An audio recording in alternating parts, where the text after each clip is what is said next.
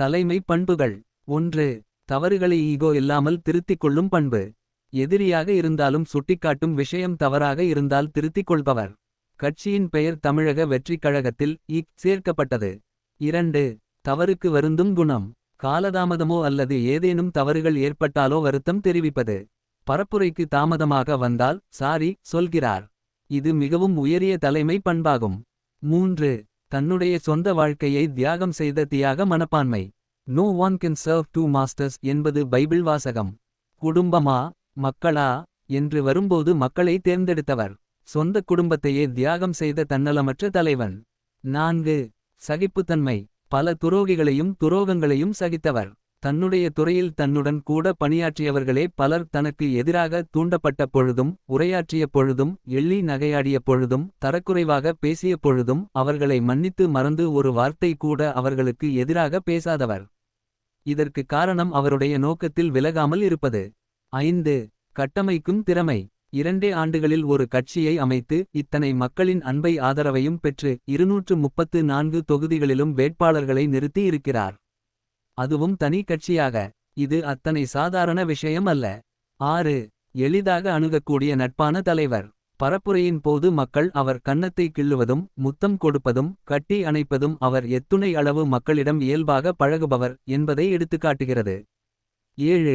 உற்சாகமான தலைமை. மக்கள் சந்தோஷமாக இருப்பதில் தவறு ஒன்றும் அல்ல. எந்த பாதிப்பும் ஏற்படுத்தாத வகையில் இருக்கும் மக்களின் உற்சாகத்தை வரவேற்பவர். அன்பை ஏற்றுக்கொள்பவர். 8. மக்கள் பணியும் தலைவர். இவர் கோலம் போட சொன்னால் கோலம் போடுகிறார்கள். தேர்தலுக்கு வாக்களிக்க வெளிநாடுகளில் இருந்து கூட விருப்பமாக வருகிறார்கள். தேர்தலுக்கு டிரெஸ் கோட் போட ரெடியாகிறார்கள். இப்படி அவர் சொல்வதை விருப்பமாக செய்யும் மக்களை அவர் வழிப்படுத்துவதும் நெறிப்படுத்துவதும் நல்வழிப்படுத்துவதும் கடினமான விஷயம் அல்ல. அன்பால் மக்களை கட்டுப்படுத்தும் திறனை காட்டுகிறது. மக்களை மனிதர்களாக நடத்துவதையும் மக்களுக்கு மரியாதை கொடுப்பதையும் இது வெளிப்படுத்துகிறது. 9. மரியாதை கொண்டவர். சிறு வயது முதல் வயதானவர் வரை எல்லோரையும் மதிப்பவர். எதிரிகளை கூட மதிப்பவர். தன்மையாய் நடந்து கொள்பவர். 10. நன்றி உணர்வு கொண்டவர். தன்னை வளர்த்த மக்களுக்கு நன்றி செலுத்துவதற்காகவே என் கடன் மக்களுக்கு பணி செய்து கிடப்பதே என்ற எண்ணத்துடன் அரசியலில் கால் எடுத்து வைத்தவர். அதை பலமுறை மேடைப்பேச்சுகளிலும் வெளிப்படுத்தியவர். 11. வாக்கு சுத்தம். செயல் சுத்தம். வெளிப்படை தன்மை. ஊழலில்லா சமுதாயத்தை அமைப்பேன் என்று வெளிப்படையாகவும் மக்கள் பணத்தில் கை வைக்க மாட்டேன் என்று வெளிப்படையாக கட்சி உறுப்பினர்களுடன் உறுதி எடுத்து கொண்டவர். 12. தொலைநோக்கு பார்வை. அடிப்படை பிரச்சினைகளை களைவதும் தொலைநோக்கு பார்வையுடன் திட்டங்களை உருவாக்குவதும் மிக பெரிய தலைமை பண்பு.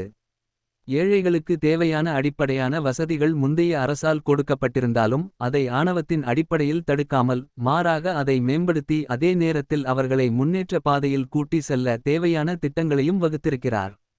மற்றும் நாட்டின் பொதுவான முன்னேற்றத்திற்கான தொழில் வளர்ச்சி ஊழலை ஒழிக்க பட்ஜெட்டில் ஒளிவு மறைவற்ற தன்மை கொண்டு வருவதற்கான திட்டங்கள் அமைத்திருக்கிறார். 13.